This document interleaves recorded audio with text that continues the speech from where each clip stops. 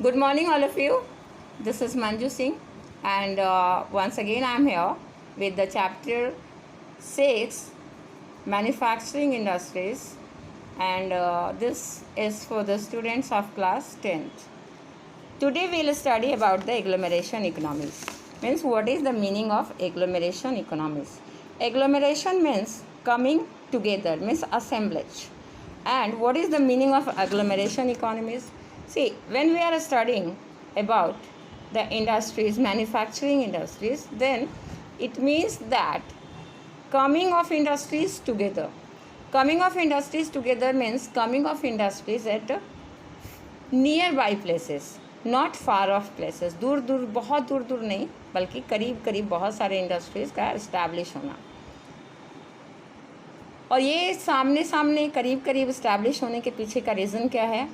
So that they could get advantages which are offered by the urban areas like the banking, power supply, transport as well as labor, raw materials etc. यानी कि अगर एक जैसे industries हैं तो उनका raw material, उनका power, उनका ट्रांसपोर्टेशन, उनकी बैंकिंग, उनके लेबरर्स सभी जो हैं एक दूसरे में काम आ सकते हैं. और इससे होगा क्या? जब एक जगह बहुत सारे इंडस्ट्रीज़ होंगे तो बहुत सारी चीज़ों का दाम घटेगा क्योंकि कंपटीशन होगा आपस में, और बहुत सारे लोगों को वर्क मिलेगा क्योंकि ज़्यादा इंडस्ट्रीज़ है, ज़्यादा मीन्स ज़्यादा काम, और ये इसके फ़ायदे हैं, बेनिफिट हैं. तो for example see, if there is an automobile industry means जो गाड़ियाँ बनाती है, तो मान लो कि अगर कोई पार्ट किसी कार का, अगर कोई पार्ट बनता है बिहार में, कोई पार्ट बनता है बंगाल में, कोई पार्ट बनता है महाराष्ट्र में, तो इससे होता क्या है कि ये जो गाड़ी है वो बहुत महंगी हो जाती है. Why? Because lots of cost, lots of labour cost, transport cost, power supply, everything has been taken at all the places. But if this industries were nearby, means all the things would have been made in Bihar itself, then what would have happened? तो ज़्यादा cost नहीं लगेगा. इसी तरह एक और industries है like that is oil refinery, जहाँ पे हम लोग पेट्रोल को रिफाइन करते हैं. तो व्हाट हैपन्स कि ऑयल रिफाइनरी में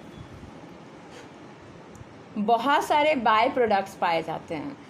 जब ऑयल को रिफ़ाइन किया जाए तो उसके बहुत सारे बाय प्रोडक्ट्स आते हैं, बहुत सारे मतलब उसकी ख़राब चीज़ एक तरह से कहिए, लेकिन वो जो बाय प्रोडक्ट्स हैं they are raw materials for some other industries like synthetic fibre industry, chemical industries, chemical fertilizer industries, polythene industries. Means these industries depend on the byproducts of oil refinery industry. Means ये industries जो हैं इसको raw material के रूप में oil refinery की by products use करता है, ये लोग करते हैं.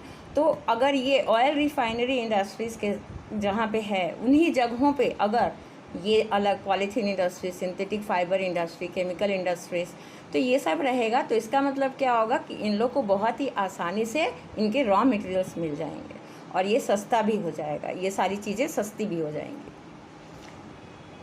Now will come to classification of industry, means how many types of industries are there. तो we have been seen industries, what are industries, what are the benefits of industries, how it reduces the pressure from agriculture. Then what is agglomeration economies, how it how the industries raise the standard of living.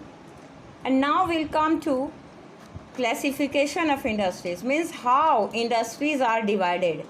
So first we divide industries on the basis of raw materials. First is agro based industry. Agro based industries उस industry को कहते हैं जहाँ पे हमको agricultural products को raw material की तरह यूज़ किया जाता है, जैसे cotton industry, woollen industry, sugar industry, T industry etcetera. इसमें से फिर हम लोग बहुत लंबा करके डिफाइन किया जाएगा एक दो इंडस्ट्रीज़ को, specially textile industry means cotton in industries को. Now another is, this is on the basis of raw material. You remember that on the basis of raw material we have agro based and mineral based.